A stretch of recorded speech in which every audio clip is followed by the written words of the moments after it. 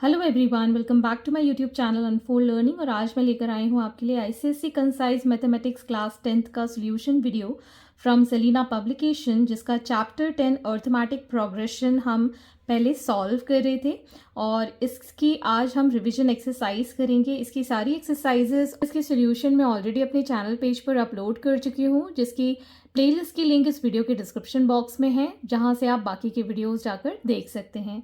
तो आज हम करेंगे रिवीजन एक्सरसाइज क्वेश्चन नंबर 46 के साथ start. Find the 15th term of the AP when second term is 11 and common difference 9।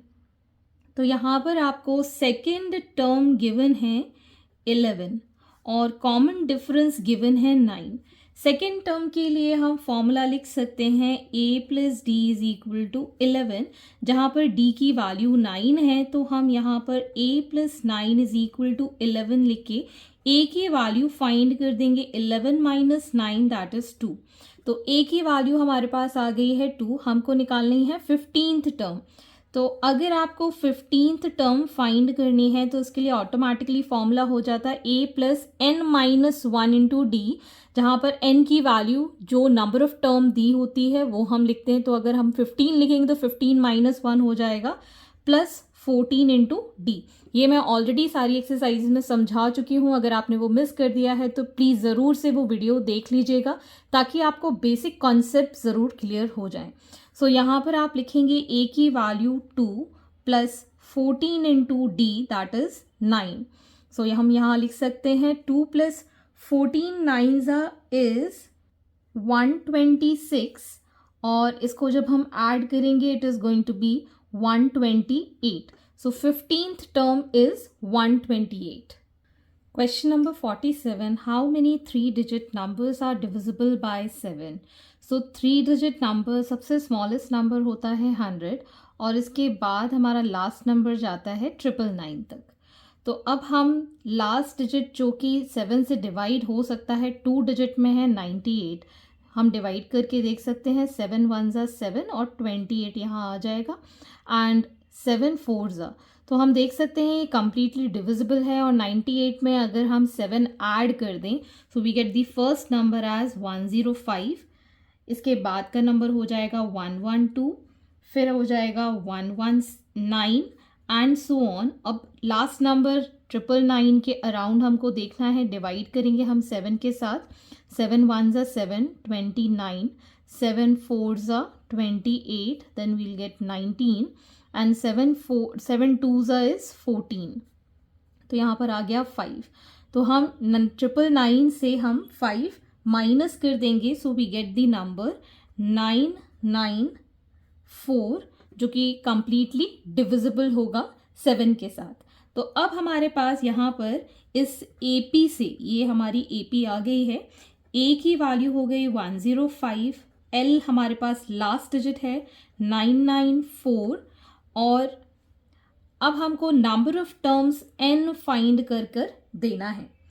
Okay, so last term के लिए हमारे पास फॉर्मूला होता है a plus n minus 1 into d और कॉमन डिफरेंस आप यहाँ देख सकते हैं 7 ही रहेगा। 12 minus 5 is 7, 1112 minus 105 is 7।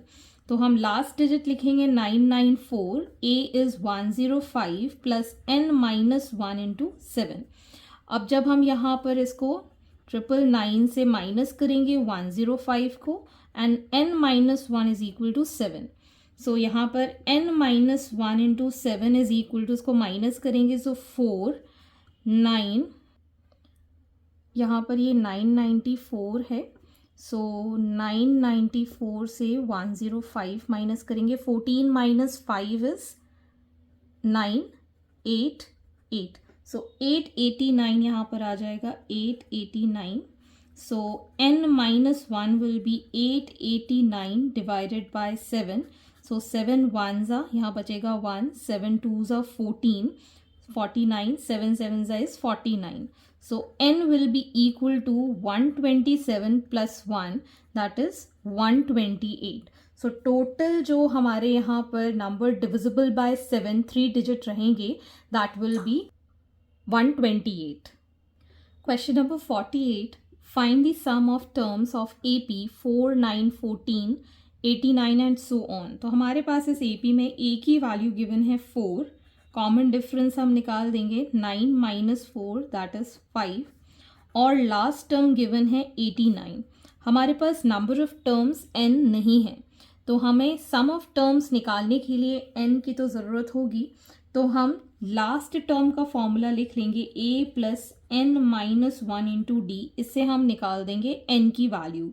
So l is 89, a is 4, n minus 1, d is 5. और यहाँ पर हम 89 minus 4 is equal to n minus 1 into 5. This becomes n minus 1 into 5 is equal to 85 and n minus 1 is equal to 85 on 5. So 5 1s are 5, 5 7s are 35 and we'll get n is equal to 17 plus 1 that is 18. तो अब हमारे पास n की value आ गई है 18. तो sum of the terms हम find कर देंगे. Sn के लिए एक और फॉर्मूला होता है that is n by 2 a plus L. So यहाँ पर n की value 18 divided by 2, a is 4 and last term is 89. So we can write this as 9 into, इसको ऐड करेंगे we'll get 93. So 9 3s are 27, 2 carry over, 9 9s are 81, 2 तो 83. So 837 is the sum. Question number 49. Daya gets pocket money from his father every day. Out of the pocket money, he saves rupees 2.75 on the first day, 3 on second day, and rupees 3.25 on third day, and so on. Find the amount saved by Daya on 14th day. Second, the amount saved by Daya on 30th day. And last, the total amount saved by him in 30 days. तो सबसे पहले हमें यहाँ पर AP बनानी पड़ेगी. तो AP के लिए यहाँ पे सेविंग्स के लिए गिवन है दैट इज़ रुपीज़ 2.75, फिर है rupees 3, then we have rupees 3.25 and so on. So this is our AP जिसमें A हो जाएगा 2.75 जो कि फर्स्ट डे पे उसने सेव किया था. कॉमन डिफरेंस हम निकाल देंगे 3 माइनस 2.75 से विच इज़ इक्वल टू 0.25. तो अब हमको 14th डे पे उसने कितना सेव किया है तो हमको ये फाइंड करना है. So A14 will be equal to A plus 13D.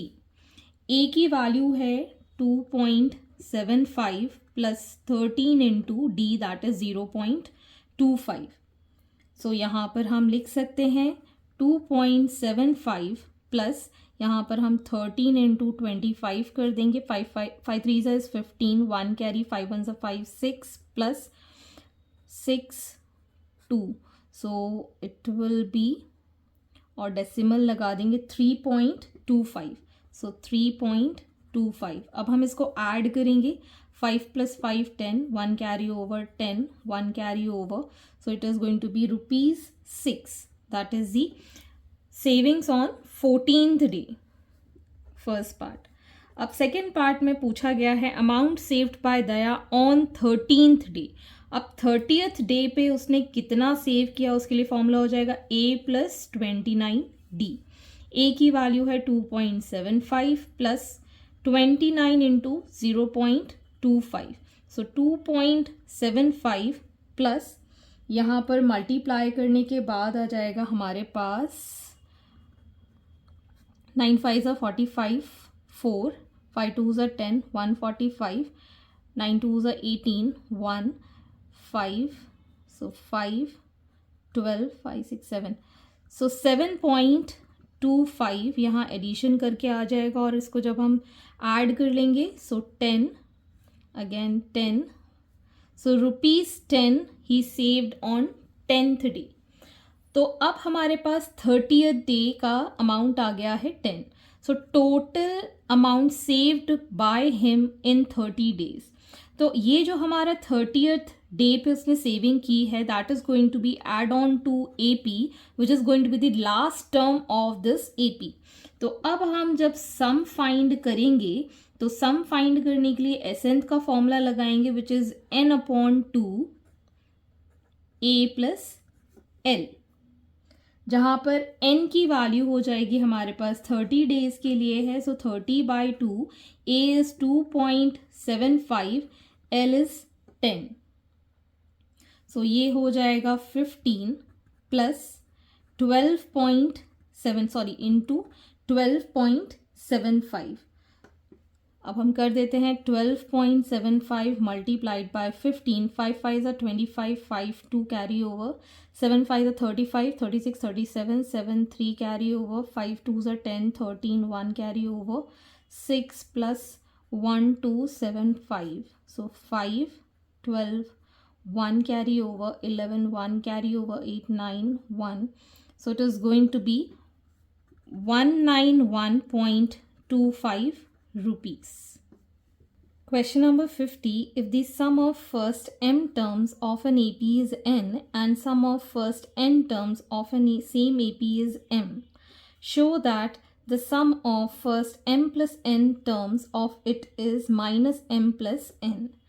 तो अगर हम यहाँ पर कॉमन डिफरेंस d और फर्स्ट टर्म a ले लेते हैं तो sum of m terms is n, तो इसके लिए हमारे पास फॉर्मूला हो जाएगा m/2 2a plus m-1 into d which is equal to n. This is our first equation and sum of n terms is n.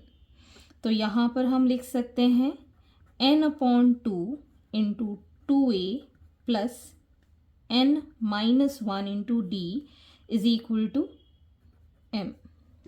Okay, this is your second equation. Show that the sum of first m plus n terms is m minus m plus n. तो यहाँ पर अगर हम sum of m plus n terms find करेंगे तो हम लिखेंगे m plus n by 2 into 2a plus m plus n minus 1 into d. तो ये जो है this is equal to minus m plus n. Okay, तो अगर हमको ये प्रूव करना है तो इसके लिए पहले अब हम इस 2 को इस साइड ले जाएंगे, सो 2m और 2n ये हो जाएगा. तो अगर हम 2n minus 2m सॉल्व कर देते हैं, so we get certain values as m into 2a plus m minus 1 into d minus n into 2a plus n minus 1 into d.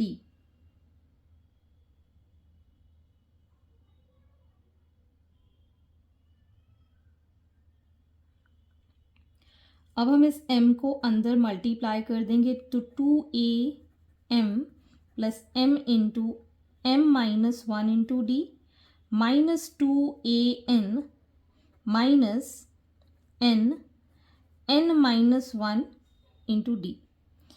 तो अब अगर हम एक ही वैल्यू साथ में लिख देते हैं तो ये आ जाएगा हमारे पास